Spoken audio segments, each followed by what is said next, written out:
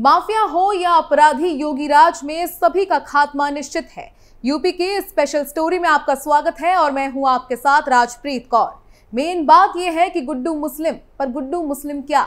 जी हां, आज के स्पेशल स्टोरी में खुलासा करेंगे अतीक अहमद के उस अधूरे वाक्य के बारे जिसे पूरा करने से पहले माफिया की जीभ लड़खड़ाई और उसने इस दुनिया को अलविदा कह दिया। आखिर क्या कहना चाहता था वो? क्या बताना चाहता था वो?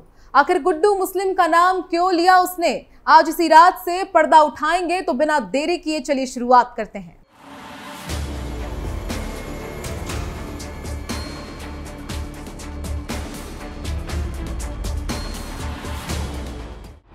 माफिया ब्रदर्स के अधूरे शब्द, बेटे अली ने किया खुलासा।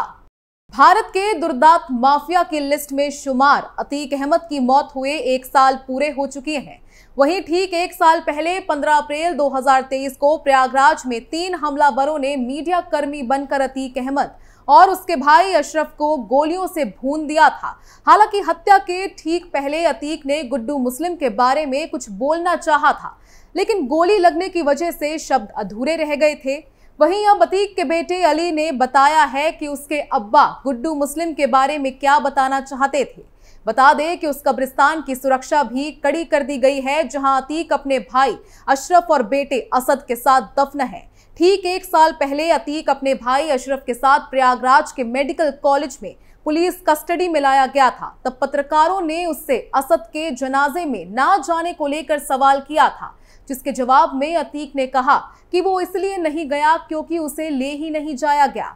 तभी बीच में अशरफ ने टोकते हुए कहा, मेन बात तो ये है कि गुड्डू मुस्लिम, बस यही। इसी के बाद अशरफ और अतीक दोनों भाइयों की हत्या हो गई थी।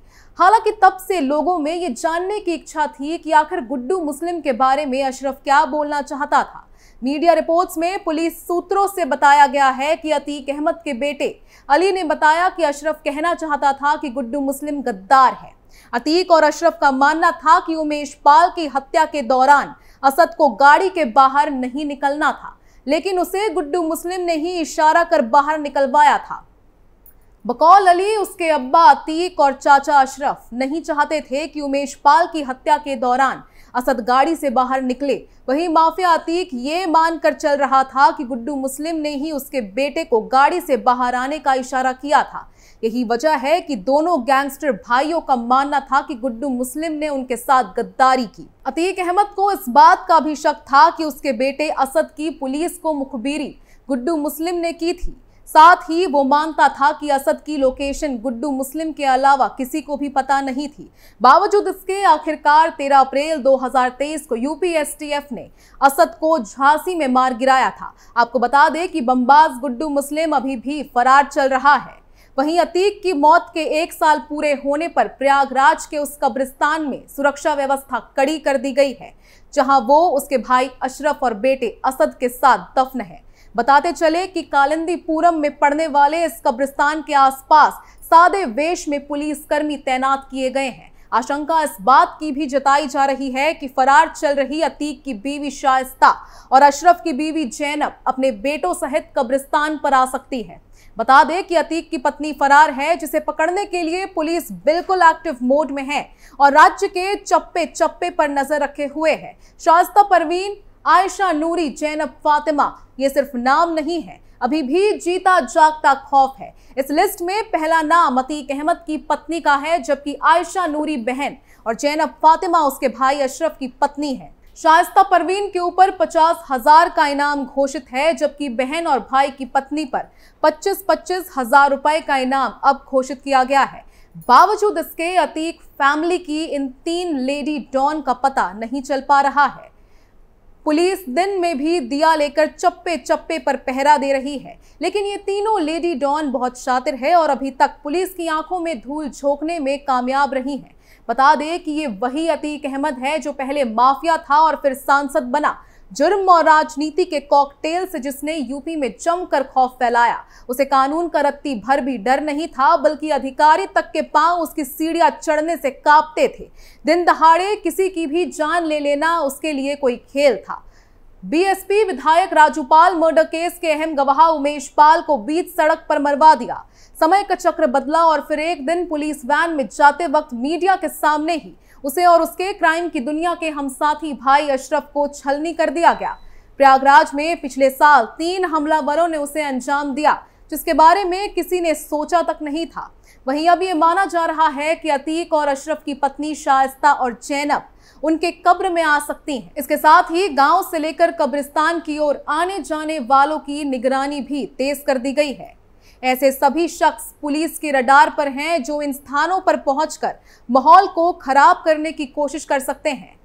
हालांकि आज यानी 15 अप्रैल 2024 को अतीक और उसके भाई की पहली बरसी है, जिसमें चारों तरफ वैसे तो सन्नाटा पसरा हुआ है, लेकिन इस खामोशी के बीच जेल से जमानत पर रिहा हुआ अतीक अहमद का नंबर 1 दुश्मन अखलाक ने चौंकाने वाला खुलासा किया है। अखलाक ने बताया कि अतीक पर कोर्ट कैंपस में देसी बम से हमला करने के बाद अगर उसका निशाना नहीं चूकता तो माफिया 21 साल पहले ही मिट्टी में मिल गया होता। जिस माफिया अतीक अहमद से बड़े बड़े स्थानीय माफिया टकराने की बात से घबराते थे, उसी अतीक पर दिन दहाड़े कचहरी कैंपस में प्रयागराज के शातिर बमबाज अखलाक अहमद ने हमला बोल दिया था। सेंट्रल नैनी जेल में आजीवन कारावास की सजा काटकर जमानत पर बाहर आए अखलाक का खुलासा रोंगटे खड़े कर देने वाला है। नवाबगंज के खुदा बक्सा के पूरा गांव का रहने वाला अखलाक 7 अगस्त 2022 की दोपहर के उस वाक्य को बताता है जब 1986 में एक जानलेवा हमले के आरोप में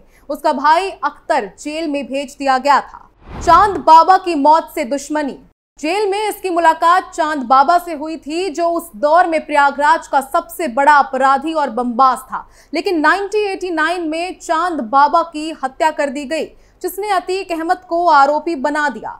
हालांकि चांद बाबा की हत्या का बदला लेने के लिए अख्तर ने अपने साथी जग्गा के साथ मिलकर अतीक को मारने की कोशिश की, लेकिन अतीक अहमद बच गया था। आरोप है कि इसके बाद अतीक अहमद ने 1990 में जग्गा की हत्या करा दी।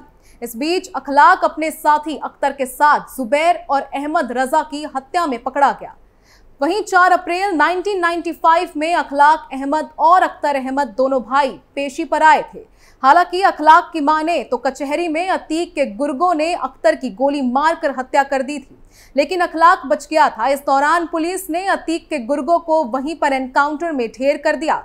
इस हत्याकांड की जांच सीबीआई को मिली, जिस पर सीबीआई ने अतीक अहमद को भी आरोपी बनाया, लेकिन कोर्ट से वो बरी हो गया।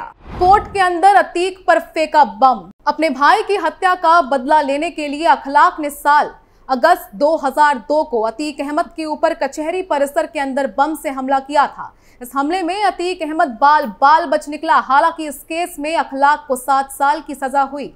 वैसे तो ये भी बड़ी रोचक बात है कि वारदात के बाद पुलिस ने दावा किया था कि अतीक अहमद ने खुद ही अपने ऊपर हमले की साजिश रची थी और उसने खुद पर बम से हमला करवाया था। खैर, अब देखना यह है कि आगे इस मामले में क्या होता है। स्पेशल स्टोरी में आज के लिए बस इतना ही। बाकी तमाम खबरों के लिए देखते रहिए कैपिटल टीवी उत्तर प्रदेश और आप अपनी राय हमें कमेंट कर बताना ना भूलें। नमस्कार।